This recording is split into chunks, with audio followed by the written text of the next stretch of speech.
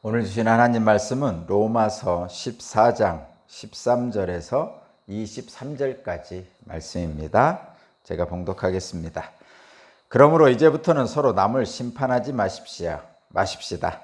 형제자매 앞에 장애물이나 걸림돌을 놓지 않겠다고 결심하십시오.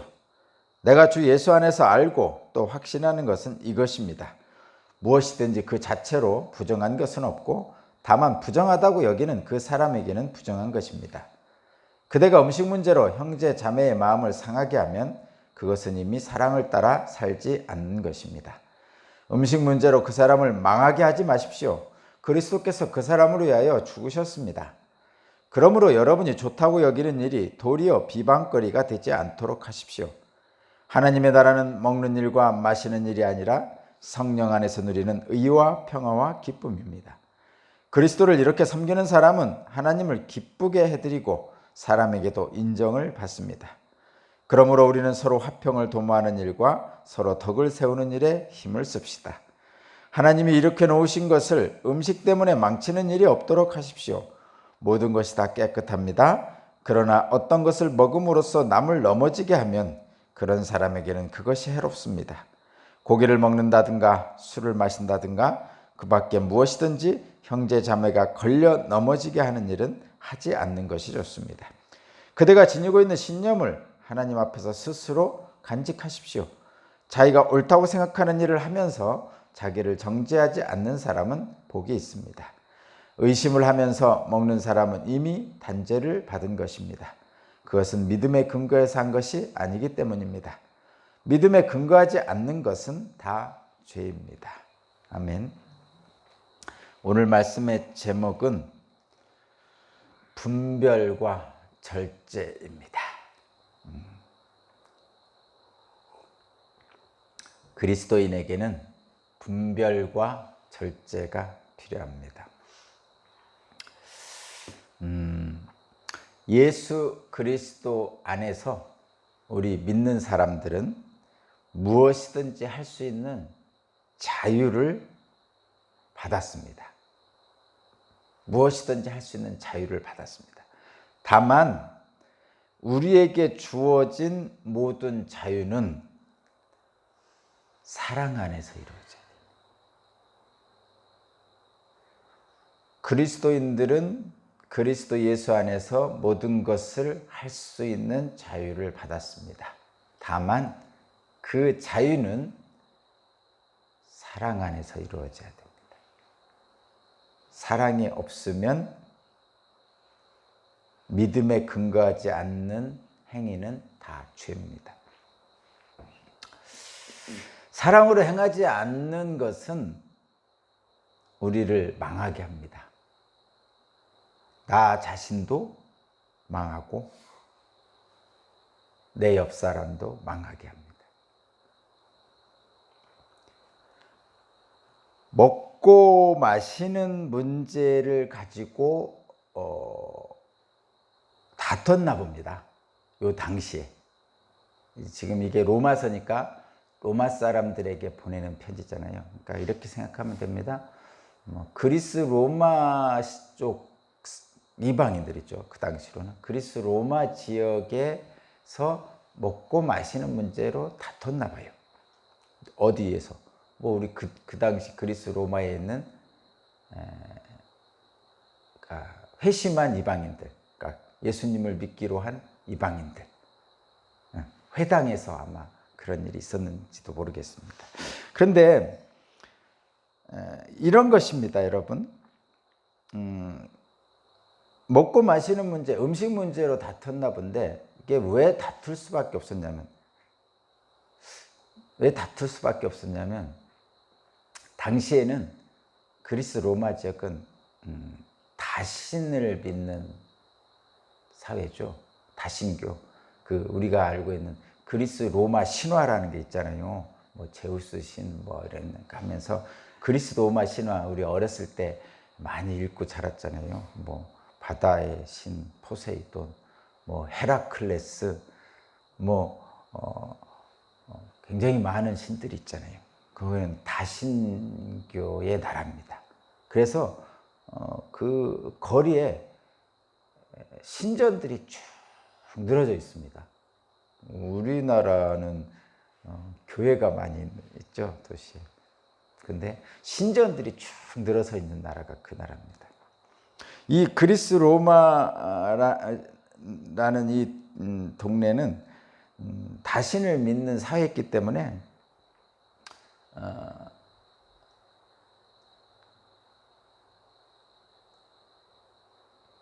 신이 삶의 현실에서 다 관여를 했어요. 예를 들면 이런 거였던 것 같습니다.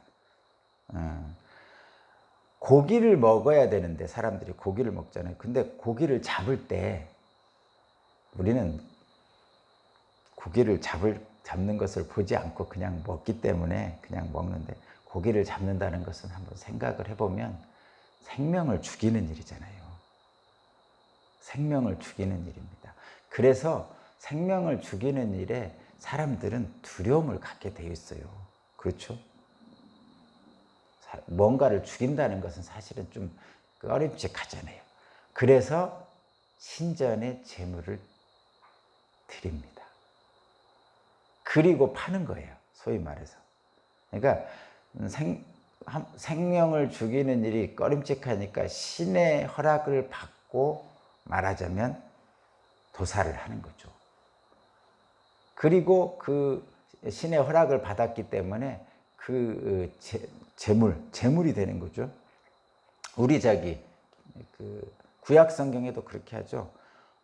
하나님께 제물을 드리죠. 그러면 이제 제사장들이 그 제물을 드린 제물을 이제 피를 뽑고 뭐 내장을 바르고 막 해가지고 하나님께 이제 태우는 부분이 있고, 나머지 그 고기 부분은 이렇게 해가지고 제사장들하고 그 주변에 있는 사람들하고 그다음에 다른 사람들에게 이렇게 나누어줘서 먹게 합니다. 그런 것처럼 이 먹고 마시는, 특히 고기나 술 이런 것들은 그 당시에 제물로 다 드려진 것들이라고 생각하시면 됩니다. 그러면 이 다신교의 사회에서 제물로 안 드려진 고기를 찾기가 어렵습니다.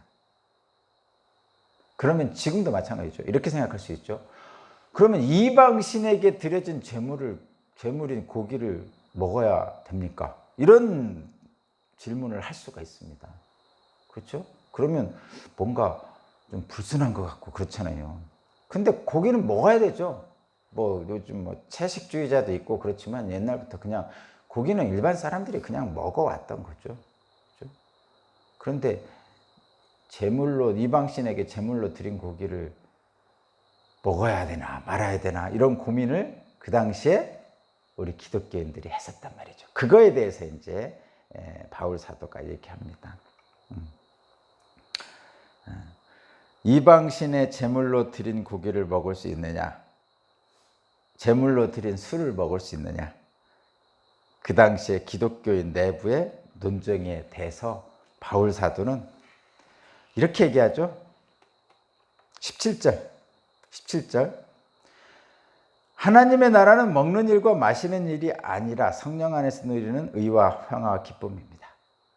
그러니까 이런 거죠. 먹고 마시는 일은 본질적인 것이 아니다.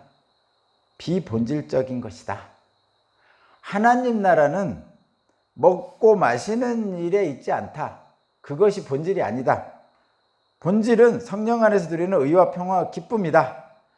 그러니까 먹고 마시는 일로 다투지 말라, 이런 얘기죠. 응?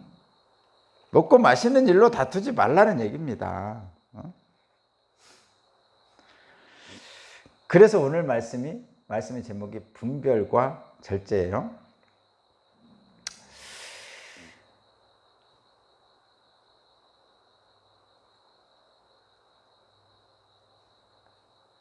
(20절) 한번 제가 읽어보겠습니다. 20절. 하나님이 이렇게 놓으신 것을 음식 때문에 망치는 일이 없도록 하십시오. 그러니까 이 먹고 마시는 일, 이방신에게 드린 제물을 먹느냐 마느냐로 지금 굉장히 분란이 있었나 봐요. 근데 이것은 먹고 마시는 일은 비본질적인 일이란 말이에요. 그런데 이것 때문에 하나님이 이렇게 놓으신 것을 망치려고 한단 말이에요. 다퉈서 서로. 그래서 바울 사도가 그렇게 얘기하는 거예요. 20절에. 그래서 뭐라고 하죠? 모든 것이 다 깨끗합니다. 이렇게 얘기하는 거예요. 모든 것이 다 깨끗합니다. 이 모든 것이 깨끗하다는 얘기는 이런 거예요. 이방신에게 제물로 바친 것도 깨끗합니다. 이런 얘기죠. 이게 무슨 뜻이죠? 이방신은 우상이잖아요. 우상. 우상은 아무것도 아닙니다. 아무것도 아니에요. 그 고기 자체는 더럽지 않죠. 그래서 그렇게 얘기했잖아요. 사람이 먹는 것은 더럽지 않다. 다만 그 속에서 나오는 것이 더럽다. 그렇게 얘기했죠. 속에서 나오는 것을 뭐 배설물이라고 해도 되고 속에서 나오는 악한 말들이라고 생각해도 됩니다. 그래서 음식 자체는 더러운 게 없습니다. 만약에 상한 거 아니라면은 음식 자체가 상한 거라면 그건 당연히 먹으면 안 되는 거죠. 그러나 음식 자체가 뭐 이방 제물에 드렸다느니 뭐 어떻게 했다는 이런 것에 따라서 기독교적으로는 상관할 일이 아니라는 거죠. 바울 사도는. 근데 우리들은 꺼려지죠. 이방 제물에 드린 고기를 먹는다는 게 꺼려지는 거죠. 그래서 뭐라고 하죠? 그래서 20절 그 다음 부분, 그러나 부분이 나옵니다. 그러나 어떤 것을 먹음으로써 남을 넘어지게 하면 그러한 사람에게는 그것이 해롭습니다.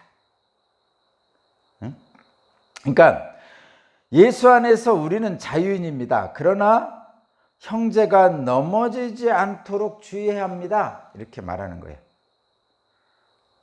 먹고 마시는 음식은 다 깨끗합니다. 그런데 혹시라도 옆에 있는 형제가 이방 제물을 이방신에게 드린 제물을 먹네. 이방 제물에 드린 술을 먹네. 그러면서 실족할 것 같으면 주의하라는 거죠. 걸려 넘어지지 않도록 주의하라는 겁니다. 21절 고기를 먹는다든가 술을 마신다든가 그 밖에 무엇이든지 형제나 자매가 걸려 넘어지게 하는 일은 하지 않는 것이 좋습니다. 뭐 어려운 얘기 아니죠. 지금 저와 여러분들이 지금 어려운 거 얘기하는 거 아니죠. 그러니까 이런 거예요. 본질적인 것은 반드시 해야 됩니다. 그러나 비본질적인 것은 잘 살펴서 지혜롭게 하라는 거죠. 저와 여러분은 그리스도인으로서 본질적인 것과 비본질적인 것을 구별하는 분별을 할 수 있어야 된다는 거예요. 그리고 비본질적인 것에 조바심을 내지 않는 절제가 필요하다는 겁니다. 기독교인에게는 그래서 분별과 절제가 필요합니다. 이 분별과 절제는 나 자신도 지키고 내 주변에 있는 사람도 지키고 내 가정도 지키고 교회 공동체도 지키고 결과적으로는 하나님을 기쁘시게 하는 기독교인의 현실적인 사랑의 실천의 방식이다 이런 얘기입니다. 분별과 절제가. 근데 이 분별과 절제가 참 이 분별이 뭐냐면 그러니까 분별은 신앙에서 저와 여러분의 신앙에서 본질적인 것과 비본질적인 것을 구분하는 것이 신앙이에요. 아니 본질적인 것과 비본질적인 것을 구분하는 게 분별력이죠. 분별력. 그래서 본질적인 것은 정말 충실하게 분명하게 행해야 되고 비본질적인 것은 그러니까 먹고 마시는 건 여기서 얘기하는 음식, 술 뭐 이런 거는 잘 절제를 하라는 거죠. 비본질적인 것에 조바심을 내지 않는 것이 절제입니다. 이런 거죠, 여러분. 분별은 이거 좀 잘 들으세요. 분별이라는 것은 분별력은 내가 어떤 일을 맡았어요. 근데 그 일이 크든 작든 그 일을 함에 있어서 어떤 유혹이나 미혹이나 이런 것들과 빠지지 않도록 하는 거룩한 싸움이 있잖아요. 그것에서 이겨내는 거죠. 비본질적인 일에 마음을 빼앗기지 않는 것, 그게 분별력입니다. 이게 굉장히 중요합니다. 여러분, 우리 현실에서 비본질적인 일에 우리의 마음을 빼앗기지 않는 이 분별이 너무 중요해요. 그래서 예수께서 그런 얘기 했잖아요. 너희들이 하루살이는 뱉으면서 낙타는 집어삼킨다고. 그거는 비본질적인 것에 마음을 뺏긴 거죠. 하루살이는 뭐예요?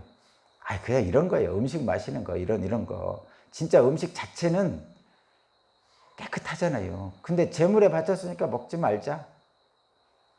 재물에 바쳐진 술이니까 먹지 말자. 뭐 이것 때문에 목숨 걸고 하는 거죠. 그래서 뭐 너는 기독교인의 자격이 있느냐 없느냐 하면서 그런 걸로 하루살이를 삼키는 걸, 하루살이를 뱉어버리는 일에 너무 마음을 두는 거죠. 이거는 비본질. 그럼 본질적인 건 뭐니까? 하나님이 명령이잖아요. 사랑하라. 사랑하라. 이게 본질적인 거잖아요. 그래서 구원받는 거죠. 본질적인 것. 정말 중요한 거죠. 그래서 사랑하려면 어떻게 해야 돼요? 하나님이 말씀하신 공평과 정의를 이 세상에 강같이 흐리게 하는 거죠. 그러니까 공평과 정의가 낙타예요, 말하자면. 하루살이가 이런 음식 먹는 귤의 그런 것이고, 공평과 정의를 강같이 이루는 게 낙타예요. 근데 세상 보통 비본질적인 것에 대한 분별력이 없는 사람들이 이 비본질적인 일을 행하는 거죠.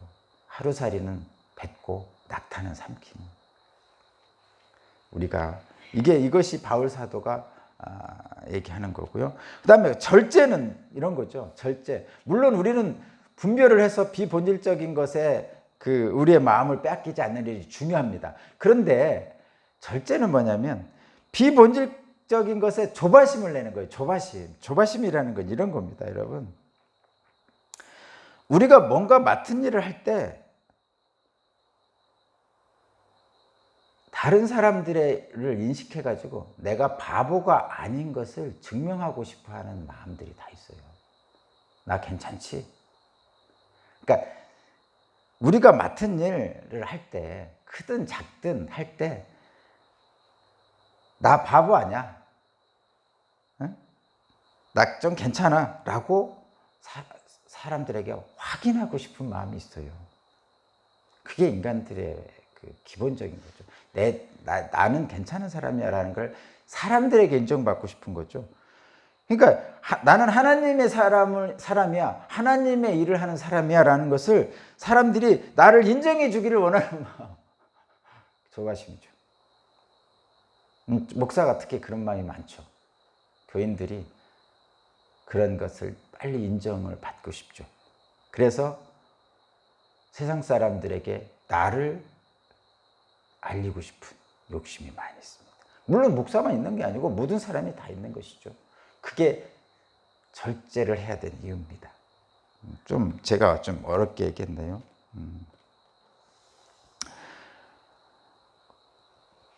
자, 결론입니다. 세상의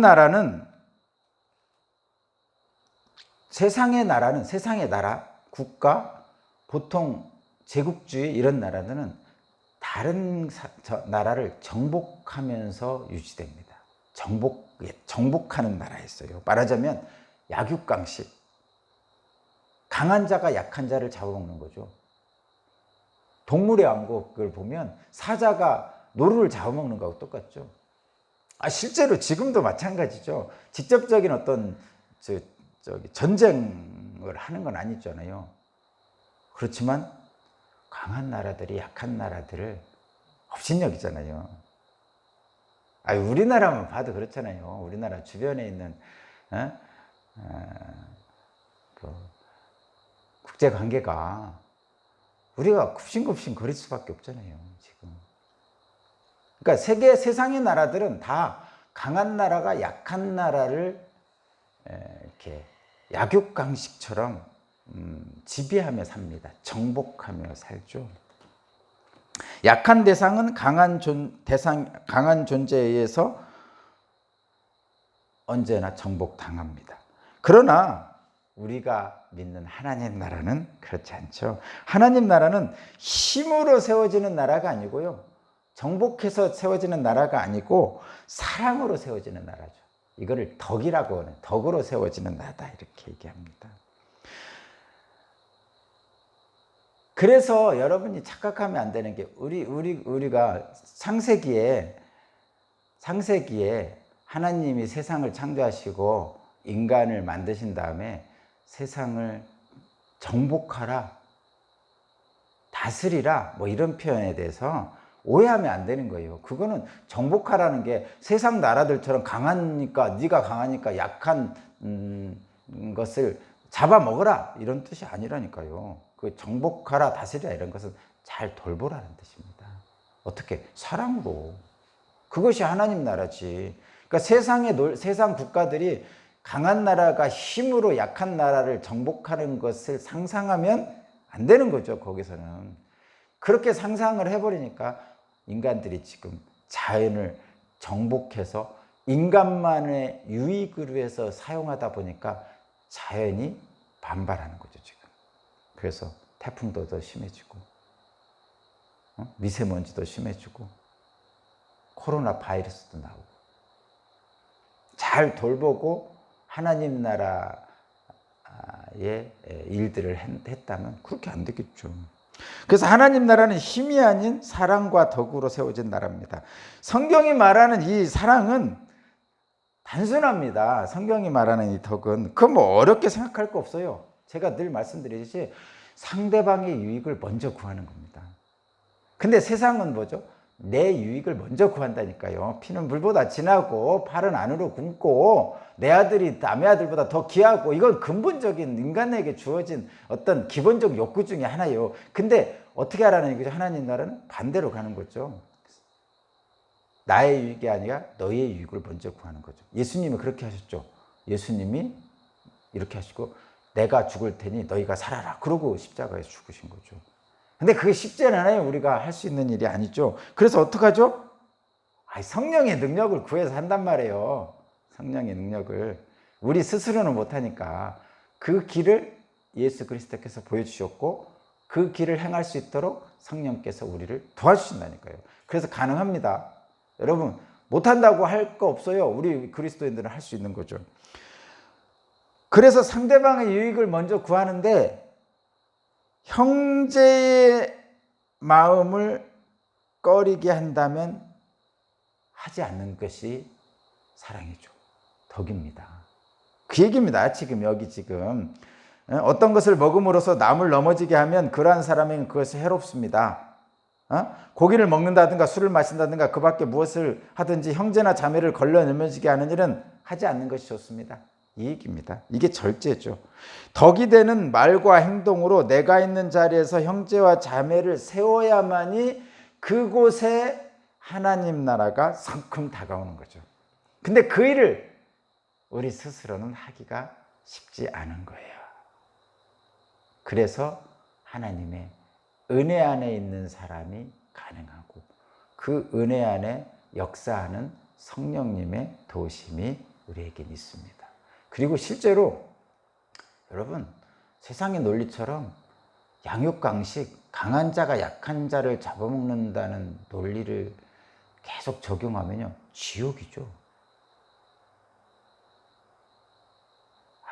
좀 이제 제가 나이가 이제 50대 중반이 되니까 연세 많이 드신 분들하고 젊은 사람들하고 중간에 껴 있잖아요. 그래서 양쪽을 어느 정도 다 이해하는데 세대 간의 갈등이 있잖아요.